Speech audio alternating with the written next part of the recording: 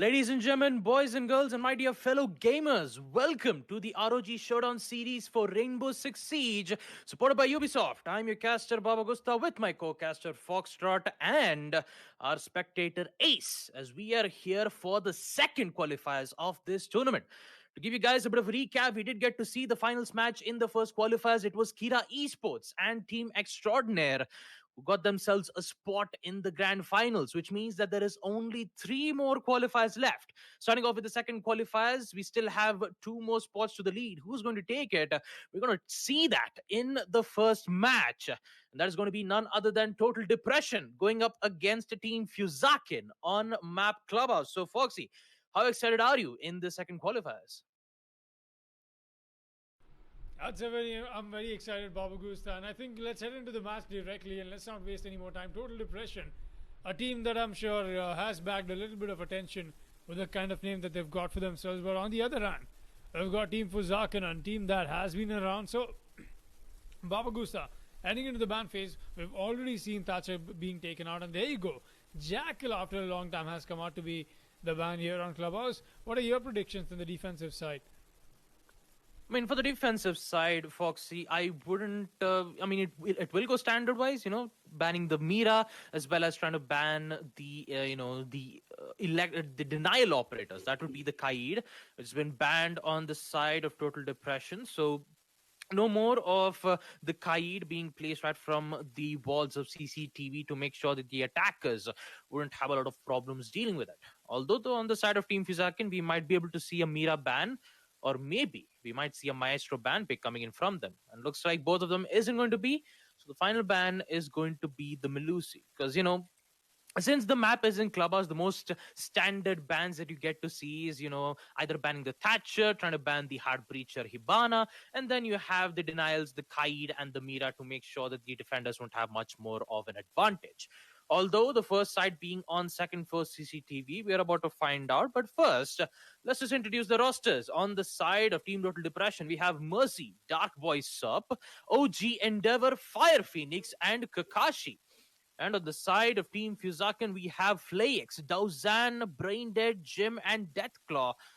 Let's see how well the site is going to favor on these two teams. So the map is on Clubhouse. The main focus is to make sure that they would get most of their wins on defense so that they can hold themselves off in attack. Although second floor CCT will be a challenging one, knowing that the Kaid has been banned, then that means the Bandit is still available for them.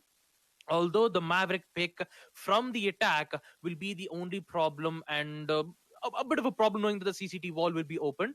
But who knows? Maybe they might push in towards construction by getting, by either trying to get an access right in towards logistics or from the jacuzzi wall right from outside. So it's up to their, it's up to their decision to see what kind of push that they have to go into. Making Fuzakin worry about more angle of sights will give, much more of an opportunity for Total Depression for get an access. But who knows what's going to happen as we proceed to the action phase. I'm very excited for second qualifiers, knowing that we still have Wild Stallions and, Valiants still having their own match. Unfortunately, it will be an offline stream as of now. But talking about Fuzakin, though, these teams, especially on the side of the defenders, have a lot of history to be talking about. Currently, they are very good when it comes to playing on Clubhouse. The only main problem they have to deal with is especially from attack. So we will see the Heart Breachers doing their work to try to open up second for CCTV. A bit of flashbangs will come in to make sure that there won't be any tricks, and OG Endeavor is going to make sure that he's going to get that kills. And looks like that C4 will start it off with 2 kills here. Jim taking out Mercy and Phoenix right out of the bat is going to put Depression in a very difficult spot here. That was a C4 right from outside stock, and looks like they did not expect it to see that coming. Jim, not a good idea to be peeking at that moment. He's going to get taken down in the hands of Kakashi. Wait a minute, it's actually not from stock. It's from the exact same hole that the Maverick has made. And looks like he did work out well in their position. Dark Boy trying to make sure that he'll be able to recover that round, taking out Brain Dead, putting it in a 3v3. Although Endeavor is right outside the construction window, he is in a dire need of a support, in which Dark Boy, he has to go for that support, or else it will be a 2-2. Although they still have a lot of time, but they don't have enough amount of man count as Fuzakin, especially from in the hands of Deathclaw. He's going to take out two more players, and we know what's going to happen next. Last player standing. Well, make that no player standing as Deathclaw will take a triple kill with the SMG-11 and give Fuzakin the win. On second floor CCTV, as we take a look at it in the instant replay, we will, however, proceed to round two. Team Fuzakin, their first win on second floor CCTV. Who knows what's going to happen on Basement Church? And Foxy, talking about this specific round here, we did get to see how aggressive these teams are, and also we didn't get to I didn't get to see the C4 throw.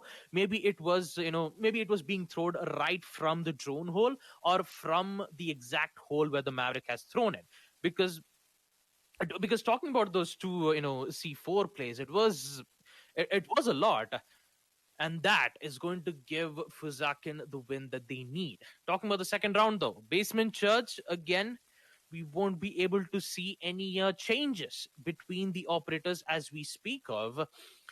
But Basement Church is popularly the site where the defenders might win it out. No, but although you still have the Hibana with the Excaros pellets to open up the kitchen hatch, their main objective is to make sure that they would waste a lot of that utility, to make sure that they would not open up the bar hatch as well as the stock hatch. Those two hatches will be very important for the attackers to open up to open it up. But since Kaid has been banned, they don't have to worry about it.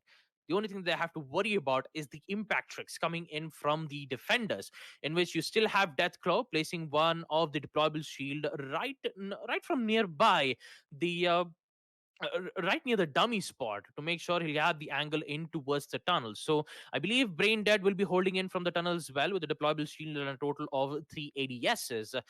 But talking about the action phase, though, two players spawned in towards construction, and the other two right from the west spawn. The push currently, surprisingly enough, not from kitchen, though. They're thinking of getting an access right in towards the bar to make sure that there isn't any roamers such as Flakes or Deathclaw. And that's exactly what Depression is going to do as of now. Kakashi, very careful, is to not to, just not to shoot at the Alibi's Prismus holograms. If he does, though, he's going to reveal his location. A peek will come in which Endeavor will somehow survive, but not for long. 4v5. And it's going to be Flakes taking out Endeavor. That's going to be one of their hard breaches taken out. And they only have one more hard breacher left on the side of Total Depression. And talking about it, that is not a good idea, though. Although the refrag will come in from Mercy, taking out Deathclaw right in towards logistics is exactly what they need to make sure that the kitchen hatch will be opened without dealing any problems. Although a lot of problems, a lot of tensions being brought up here in the attacker's side, knowing that they did have that equalizer in the first round, the second round is exactly what the main problem that I have to worry about. Dark Boy getting one, Phoenix gets the other, taking out Dazan. Puts it in a 4v2. Jim and Bane Dead are the only SAS operators remains. And talking about it, these two players are currently in towards the site.